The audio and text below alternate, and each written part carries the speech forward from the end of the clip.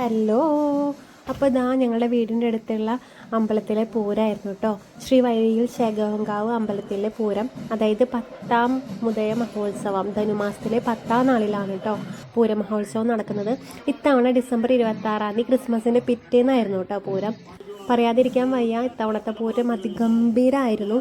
ഓരോ തവണ കൂടുമ്പോഴും പൂരം ആഘോഷങ്ങളും അതുപോലെ തന്നെ ഓരോ സമുദായങ്ങളും ഓരോ ദേശക്കാരുടെ ഓരോ കലാപരിപാടികളൊക്കെ ഉണ്ടല്ലോ, ഓരോ വരവ് കാര്യങ്ങളൊക്കെ, അതൊക്കെ വെറൈറ്റി ഓഫ് കലാരൂപങ്ങളുണ്ടായിരുന്നു കേട്ടോ. കഴിഞ്ഞ തവണത്തെ പൂരം എനിക്ക് കൂടാൻ പറ്റിയിട്ടുണ്ടായിരുന്നില്ല. ഇത്തവണ എന്താ പറയുക, പറഞ്ഞറിയിക്കാനേ വയ്യ, അത്രയധികം അടിപൊളിയായിരുന്നു. ശിങ്കാരിമേളം, അതുപോലെ തന്നെ തമ്പോലം, ബാൻഡ് സെറ്റ്, തെയ്യം, പിന്നെന്താ കാവടി, അതുപോലെ തന്നെ ബൊമ്മ, വലിയ വലിയ ബൊമ്മ രൂപങ്ങൾ, അങ്ങനെ ഒരുപാടുണ്ടായിരുന്നു കേട്ടോ. മീക്കുട്ടിയാണെങ്കിൽ ഭയങ്കര ഹാപ്പി ആയിരുന്നു.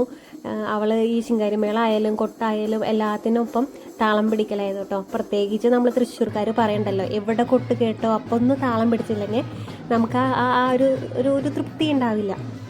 അപ്പോൾ പിന്നെ വേറൊരു കാര്യം എന്ന് പറഞ്ഞാൽ, ഇത്തവണത്തെ പൂരത്തിന് നല്ല തിരക്കായിരുന്നു കേട്ടോ. എന്താണെന്ന് അറിയില്ല, ഓരോ തവണ കൂടുമ്പോഴും തിരക്ക് കൂടി വരികയായിരുന്നു. ഞങ്ങളുടെ കുട്ടിക്കാലത്തൊക്കെ എങ്ങനെയാണെന്നുണ്ടെങ്കിൽ ക്രിസ്മസിൻ്റെ അന്ന് അല്ലെങ്കിൽ ഒരു സൺഡേ ഈ ദിവസങ്ങളിലൊക്കെയാണ് പൂരത്തിൻ്റെ അന്ന് തിരക്ക് കൂടുതലുണ്ടാവുക. പക്ഷേ ഇത് ഇടദിവസമായിട്ടും ക്രിസ്മസിൻ്റെ പിറ്റേന്ന് ഇടദിവസമായിട്ട് വരെ ഭയങ്കര തിരക്കായിരുന്നു കേട്ടോ. ഇത് നമ്മൾക്ക് മനസ്സിലാവുന്നത് പൂരം, അതുപോലെ തന്നെ പെരുന്നാൾ, പിന്നെ ഈദുൽ ഫിത്തർ, ഇതൊക്കെ എല്ലാ മതങ്ങളും ആഘോഷിക്കുന്നുണ്ടെന്ന്.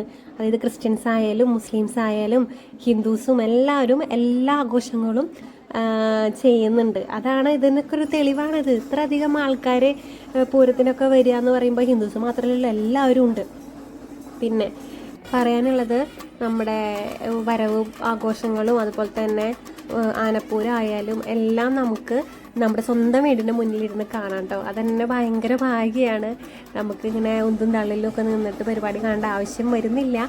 എന്നാലും നമ്മളെല്ലാ ആഘോഷങ്ങളും അമ്പലപ്പറമ്പിലേക്ക് പോയി കഴിഞ്ഞാൽ നമ്മൾ അവിടെ ഒരു കുട്ടിക്കലാശം ഉണ്ടാവില്ല, അതിരുന്ന് കാണും കേട്ടോ. അപ്പോൾ പിന്നെ ഒരു 7:30-8 മണി വരെ ഞങ്ങൾ അമ്പലപ്പറമ്പിൽ തന്നെ ഉണ്ടായിരുന്നു. പിന്നെ രാവിലെ പുലർച്ചെ ഒരു പൂരമുണ്ട്, ആനപ്പൂരം.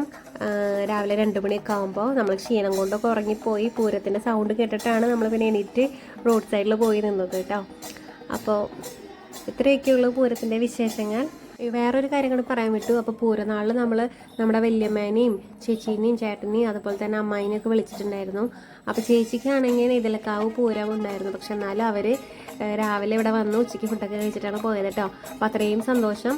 അപ്പോൾ നെക്സ്റ്റ് വീഡിയോ ആയിട്ട് വീണ്ടും വരാം. Bye, take care.